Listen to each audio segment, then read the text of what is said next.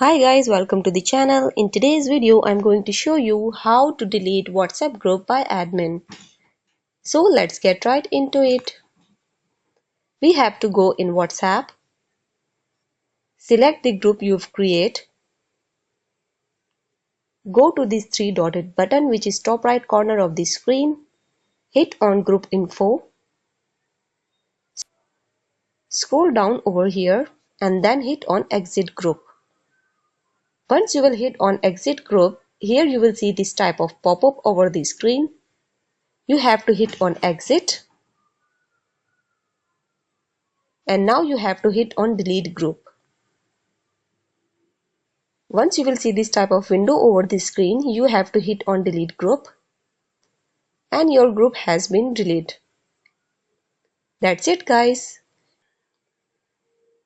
How to delete WhatsApp group by admin. If this video helped you out, give it a like and subscribe. See you guys in the next one.